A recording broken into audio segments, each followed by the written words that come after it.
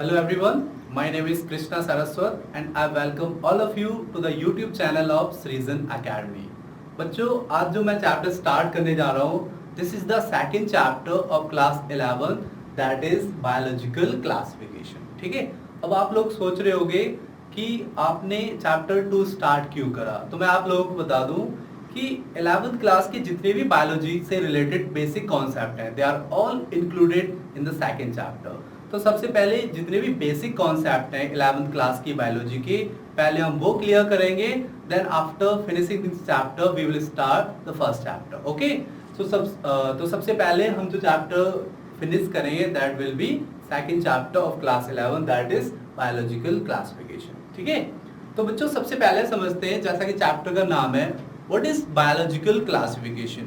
ये जो biological classification है इसका मीनिंग क्या है, व्हाट इज इट्स डेफिनेशन. ठीक है, तो मैंने की जो डेफिनेशन है वो बोर्ड पे लिखी हुई है, मैं एक बार आपको समझाता हूँ. देखो बायोलॉजिकल क्लासिफिकेशन क्या है. बायोलॉजिकल क्लासिफिकेशन एक ऐसा प्रोसेस है जहां पर सिमिलर कैरेक्टर वाले ऑर्गेनिज्म को एक पर्टिकुलर ग्रुप में प्लेस करा जाता है. ठीक है, जैसे कि आप डेफिनेशन देख पा रहे हैं, the process of grouping organism into various groups on the basis of similarities among them. यानी एक ऐसा प्रोसेस जहां पर सिमिलर कैरेक्टर वाले ऑर्गेनिज्म को एक पर्टिकुलर ग्रुप में प्लेस कर देते हैं. That process of classifying organism into various groups is called biological classification. ठीक है, तो बहुत इजी सी डेफिनेशन है, आसानी से आप लोगों को याद हो जाएगी. ठीक है, एग्जांपल लेके समझते हैं. देखो मैंने दो एग्जांपल लिखे हुए हैं. जैसे देखो प्लांटी एक ग्रुप है. ठीक है, प्लांटी एक ऐसा ग्रुप है जहां पर वो ऑर्गेनिज्म होते हैं विच शेयर दीज सिमिलर कैरेक्टर. यानी वो सारे ऑर्गेनिज्म जिनमें ये तीन कॉमन कैरेक्टर होंगे उन ऑर्गेनिज्म को हम किस ग्रुप में प्लेस कर देंगे, प्लांटी ग्रुप में. और वो तीन कैरेक्टर कौन कौन से हैं. देखो वो organism, the organism which have cell wall in their cell. ठीक है, यानी वो ऑर्गेनिज्म जिनके सेल में सेल वॉल प्रेजेंट होता है. दूसरा कैरेक्टर कौन सा है, most of them are autotrophic, they can make their food themselves. यानी उनके सेल में due to presence of chlorophyll they are autotrophic and they cannot move. यानी वो सारे organism which share these three common similar character they are all placed under a group called Plantae. ठीक है, तो आप लोग ये चीज समझ आई. यानी वो सारे ऑर्गेनिज्म जिनमें ये तीन सिमिलर कैरेक्टर हैं उनको हमने किस ग्रुप में प्लेस करना है, प्लांटी ग्रुप में. ठीक है, एक और एग्जांपल लेते हैं. दूसरा ग्रुप कौन सा है, एनिमेलिया. अब देखो एनिमेलिया में हम उन ऑर्गेनिज्म को प्लेस करेंगे which share these three similar common character. और वो कैरेक्टर कौन कौन से हैं, जैसे देखो जितने भी ऑर्गेनिज्म जिनके सेल में सेल वॉल एब्सेंट होता है, they did not have a cell wall. ठीक है, they are heterotrophic, means they cannot make their food themselves. They always have to be depend on other for their food requirement.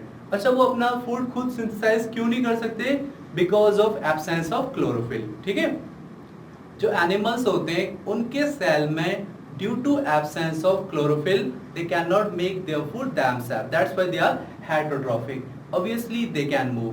तो वो सारे organism which share these three similar common character they are placed under a group called Animalia. तो ये दो example से आप लोगों को चीजें समझ आई होंगी कि बायोलॉजिकल क्लासिफिकेशन क्या है. Biological classification is actually a process where organism which have similar common character they are placed under a group.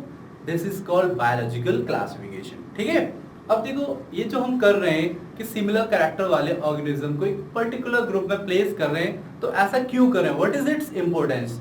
तो इससे एक रिलेटेड क्वेश्चन भी आता है, that is what is the importance of biological classification. यानी biological classification का क्या importance है. तो ये टॉपिक भी मैंने यहाँ पे लिखा हुआ है. सीधा सिंपल सा आंसर है, देखो since it is not possible to study every organism.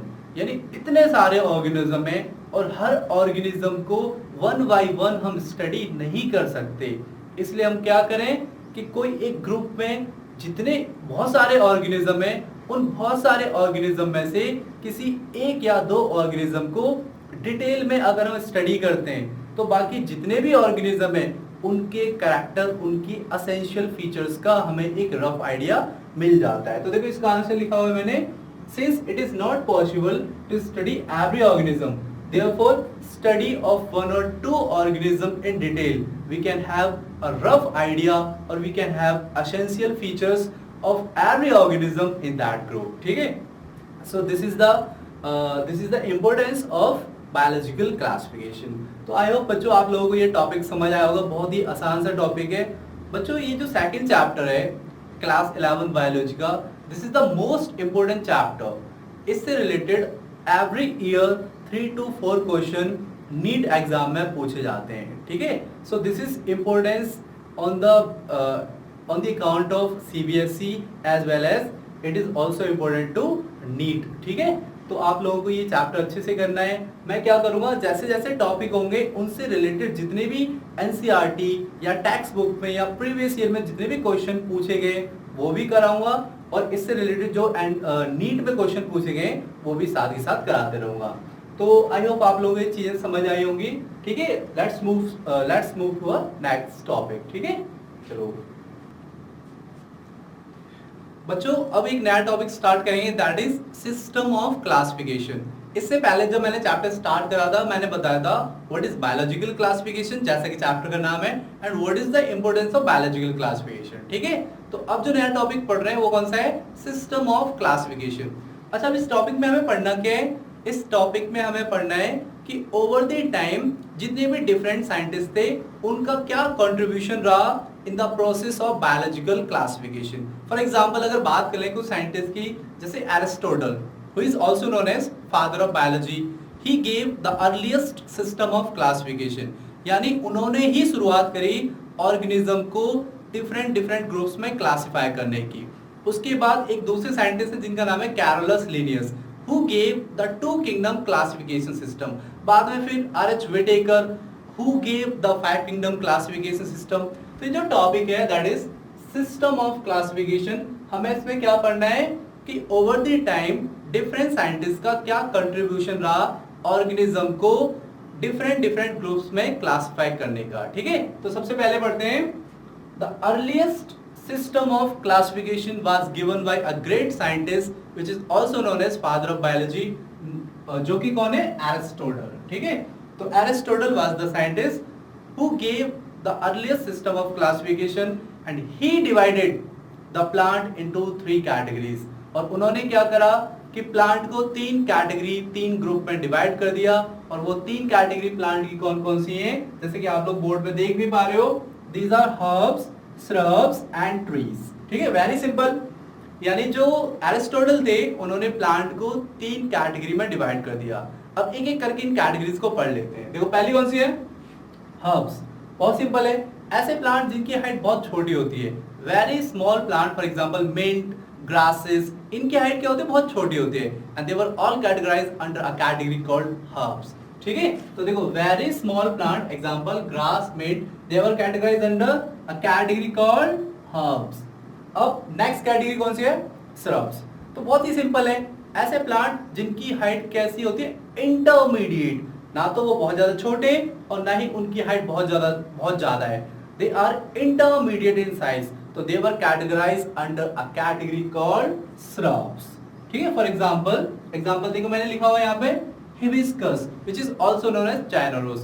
आपने अपने स्कूल प्रीमिसेस में देखा होगा कि एक प्लांट होता है जिसमें रेड कलर के ब्यूटीफुल फ्लावर्स होते हैं, जिसका नाम क्या है, चाइना रोज, और साइंटिफिक नेम क्या होता है, हिबिस्कस। तो जब उस प्लांट को आप देखोगे तो उस प्लांट की हाइट कैसे होती है, इंटरमीडिएट, तो this China rose is categorized under category called shrubs.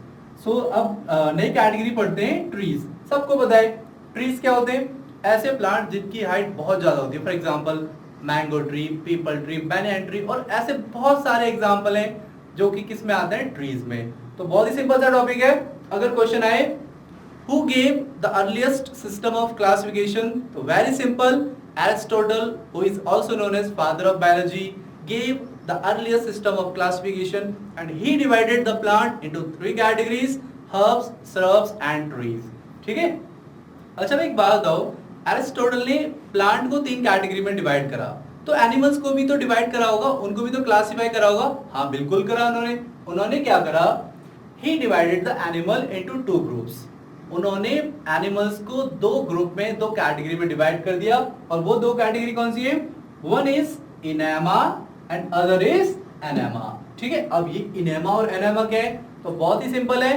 देखो ऐसे एनिमल जिनके ब्लड का कलर रेड होता है, the animals having red colour blood, they were categorised under Enaima. ठीक है, for example mammals, most of the mammals, इनके blood का कलर कैसा होता है, रेड। क्यों होता है, due to presence of a red colour pigment called haemoglobin. जैसे कि हम किस में आते हैं, मैमल्स में, और हमारे ब्लड का कलर कैसा, रेड है, and we are categorised under Enaima. ठीक है, तो एक कैटेगरी कौन सी होगी एनिमल्स की, इनेमा, और दूसरी कैटेगरी कौन सी होती है, एनेमा। ठीक है, देखो इनके जो डिफरेंस है वो ई और ए का है, ये इनेमा है और ये एनेमा है। अब एनेमा क्या होते हैं, animals having blood colour other than red, या हम ये भी बोल सकते हैं ऐसे एनिमल जिनके ब्लड का कलर रेड नहीं होता, they were categorized in a category called enema. For example crabs, spider, octopus, इनके ब्लड का कलर कैसा होता है, इनके ब्लड का कलर ब्लू होता है, and they were categorised under a category called enema. तो ये बहुत ही सिंपल सा टॉपिक है, क्वेश्चन भी आ जाता है कभी कभार। Who gave the earliest system of classification? तो एरिस्टोटल ने earliest system of classification दिया था। उन्होंने प्लांट को तीन कैटेगरी में डिवाइड करा, herbs, shrubs and trees, और एनिमल्स को दो कैटेगरी में डिवाइड करा, one is enema and other is enema। तो आई होप आप लोगों को ये टॉपिक बहुत क्लियर होगा, बहुत ही आसान। देखो बच्चों, आगे इस चैप्टर में हमें काफी कुछ पढ़ना है।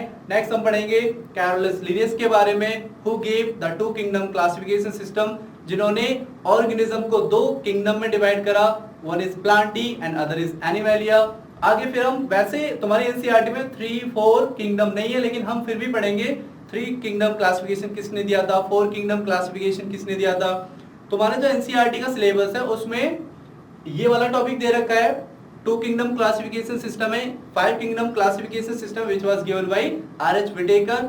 हम लेकिन 6 किंगडम क्लासिफिकेशन भी पढ़ेंगे। ठीक है, तो बहुत ही इंटरेस्टिंग होने वाला है ये चैप्टर। अभी आप लोग ये समझो, आगे नेक्स्ट टॉपिक एक और है वो पढ़ाता हूं। ठीक है, देखो बच्चों, जो नया टॉपिक स्टार्ट कर रहे हैं वो कौन सा है, 2 किंगडम क्लासिफिकेशन सिस्टम। और इस टॉपिक से बहुत ही 2 इंपोर्टेंट क्वेश्चन आते हैं और कई बार आ भी रखे हैं, और वो 2 क्वेश्चन है।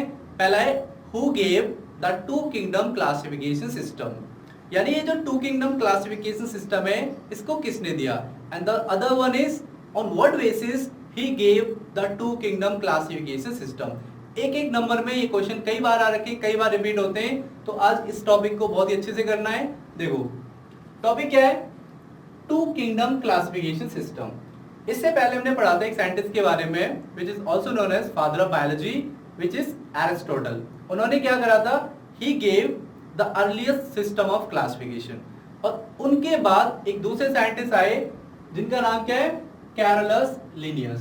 तो देखो पहला क्वेश्चन था हमारा, who gave the 2 kingdom classification system. तो उसका सिंपल सा आंसर है Carolus Linnaeus was the scientist who gave the 2 kingdom classification system. उन्होंने क्या करा, उन्होंने जितने भी ऑर्गेनिज्म है उन सबको 2 ग्रुप, 2 किंगडम में डिवाइड कर दिया। अब इसके पीछे क्या बेसिस रहा, तो सिंपल सा आंसर है on the basis of presence and absence of cell wall. ठीक है, देखो ऐसे ऑर्गेनिज्म जिनके सेल में सेल वॉल प्रेजेंट होता है, they were all categorized, all placed in a kingdom called Plantae।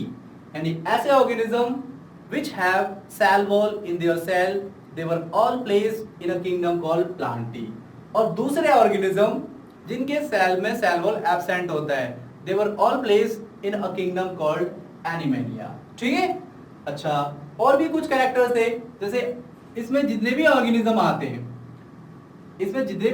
आते हैं, most of them are autotrophic, most of them can make their food themself, तभी तो वो प्लांट है। और इस एनिमलिया किंगडम में जो ऑर्गेनिज्म आते हैं वो सारे के सारे क्या है, हेटरोट्रॉफिक। तो देखो 2 कैरेक्टर हैं, प्लांटी में जो ऑर्गेनिज्म है सेल में सेल वॉल प्रेजेंट होता है, एनिमलिया में वो ऑर्गेनिज्म है उनके सेल में सेल वॉल एब्सेंट होता है। और दूसरा कैरेक्टर क्या है, the organism which are placed under kingdom Plantae, most of them are autotrophic, they can make their food themselves, and the organism which are placed under kingdom Animalia, they are heterotrophic. They cannot make their food themselves. They have to be depend on other for their food requirement. ठीक है, तो देखो पहला question समझ आया, Carolus Linnaeus ने two kingdom classification दिया था, और दूसरा क्वेश्चन था on what basis he gave the two kingdom classification system, तो on the basis of presence and absence of cell wall. ठीक है, अच्छा अब देखो एग्जांपल की बात करें तो बैक्टीरिया, बीजीए का मतलब है blue green algae, also known as cyanobacteria. देखो ये जो ब्लू ग्रीन एल्गी है ना, इससे रिलेटेड एक क्वेश्चन भी आ रखा है नीट 2012 में, और ये जो क्वेश्चन था वो ये था blue green algae is also known as, ठीक है, ब्लू ग्रीन एल्गी का दूसरा नाम क्या है, तो blue green algae is also known as cyanobacteria. देखो ये जो वर्ड है ना साइनो, इस साइनो का मतलब होता है ब्लू, तो ब्लू साइनो ब्लू, ठीक है, blue green algae is also known as cyanobacteria. और भी एग्जांपल है fungi, algae, bryophytes, pteridophytes, gymnosperm, angiosperm. Angiosperm को क्या होता है, फ्लावरिंग प्लांट। तो जितने भी मैंने एग्जांपल बताए इन सबके सेल में सेल वॉल प्रेजेंट होता है, और यही कारण है कि उनको किसमें प्लेस करा, किंगडम प्लांटी में। ठीक है, अच्छा देखो यहां पर बात करें ना फंजाई की, ये जो फंजाई है इसमें सेल वॉल प्रेजेंट होता है, इसलिए इसको किसमें रखा गया है, अंडर किंगडम प्लांटी। ठीक है, अच्छा अब बात करते हैं एनिमेलिया की, तो एनिमेलिया के एग्जांपल हैं अमीबा, पैरामीशियम, जो कि प्रोटोजोअन्स में आते हैं, यानी जितने भी प्रोटोजोअन्स हैं उनमें सेल वॉल एब्सेंट होता है, और इसलिए उनको किस किंगडम में रखा गया, एनिमेलिया का। And most of the animal जो कि हम देख रहे हैं they are all classified under kingdom animalia. तो ये टॉपिक समझ आया, बहुत ही आसान सा टॉपिक है लेकिन बहुत ही इंपॉर्टेंट टॉपिक है on the basis of exam point of view. ठीक है, तो दो क्वेश्चन थे, who gave two kingdom classification system, on what basis he gave the two kingdom classification system, और इन दोनों क्वेश्चन के आपको आंसर इस टॉपिक में मिल चुके होंगे। ठीक है, अच्छा बच्चों आपको देख के लग रहा होगा कि ये सर ने क्या फैशन कर रखा है, तो मैं आपको बता दूं एक्चुअली मैं अपने घर में स्टेयर्स हैं उनसे स्लिप हो गया था और थोड़ा सा मेरा फ्रैक्चर आया। ठीक है, तो ये कुछ दिनों का है, ये हट जाएगा, फिर और ही एक्टिव तरीके से मैं आप लोगों को पढ़ाऊंगा। ठीक है, चलो ये समझ आया ना। अब आगे और भी बहुत सारे इंपॉर्टेंट टॉपिक है जो हम पढ़ने वाले हैं। आगे पढ़ेंगे हम 3 kingdom classification system, 4 kingdom classification system, 5 kingdom, 6 kingdom भी पढ़ेंगे। ये जो चैप्टर है इसमें बहुत ही इंपॉर्टेंट टॉपिक है जो कि तुम्हारे NEET exam point of view से बहुत इंपॉर्टेंट है, और ऑब्वियसली जो सीबीएसई है जो तुम्हारे स्कूल में इससे भी क्वेश्चन काफी आते हैं। ठीक है, हेलो एवरीवन, मैं कृष्णा सारस्वत एक बार फिर हाजिर हूँ एक नए टॉपिक के साथ, और आज हम जो टॉपिक पढ़ने वाले हैं वो है limitation of two kingdom classification system. जैसा कि बच्चों आपको पता है कि पहली क्लास, इससे पहले जो टॉपिक था वो था two kingdom classification system which was given by Carolus Linnaeus. ठीक है, और उन्होंने क्या करा था, उन्होंने जितने भी ऑर्गेनिज्म है उनको दो ग्रुप, दो किंगडम में डिवाइड करा था, one is Plantae and other is animalia. लेकिन उन्होंने ना कुछ कमियां कर दी, कुछ गलतियां कर दी ऑर्गेनिज्म को दो किंगडम में क्लासिफाई करने में, और वही गलतियां, वही ड्रॉबैक्स, वही लिमिटेशन आज हमें इस टॉपिक में पढ़ने हैं। यानी बेसिकली हमें क्या करना है, हमें कैरोलस लिनियस ने जो गलती करी उनको यहाँ पे लिखना है, उनको निकालना है। ठीक है, तो ये टॉपिक क्या है, limitation of two kingdom classification system. और एक क्वेश्चन भी आ रखा है कई बार, तो क्वेश्चन ऐसे आता है write the limitation of two kingdom classification system, या what are the drawbacks of two kingdom classification system. ठीक है, तो बहुत इंपॉर्टेंट टॉपिक है। अच्छा अब देखो इसमें ना कुछ वर्ड्स यूज हुए, जैसे प्रोकैरियोट्स, यूकैरियोट्स, यूनिसेलुलर, मल्टीसेलुलर, इनका मतलब क्या है। तो वैसे तो आप सब लोगों को पता होगा कि प्रोकैरियोट्स क्या होते हैं, यूकैरियोट्स क्या होते हैं, लेकिन जिन बच्चों को नहीं पता उनके लिए मैं बता देता हूं। देखो सबसे पहले ना प्रोकैरियोट्स की बात करते हैं। प्रोकैरियोट्स या प्रोकैरियोटिक ऑर्गेनिज्म ये ऐसे ऑर्गेनिज्म है जिनमें एक वेल डिफाइंड न्यूक्लियस एब्सेंट होता है, या हम ये कहें ऐसे ऑर्गेनिज्म जिनमें या जिनके सेल में न्यूक्लियर मेम्ब्रेन एब्सेंट होती है, these are called prokaryotes. For example bacteria, बिल्कुल जो बैक्टीरिया होता है उसके अंदर एक ट्रू न्यूक्लियस नहीं होता, and these are called prokaryotes. अब बात करें यूकैरियोट्स की, तो देखो इससे ना ऐसे ही समझ सकते हैं, यू का मतलब है ट्रू, ठीक है, और कैरियो का मतलब है न्यूक्लियस, यानी ऐसे ऑर्गेनिज्म जिनमें एक ट्रू न्यूक्लियस प्रेजेंट होता है, दे आर कॉल्ड यूकैरियोट्स।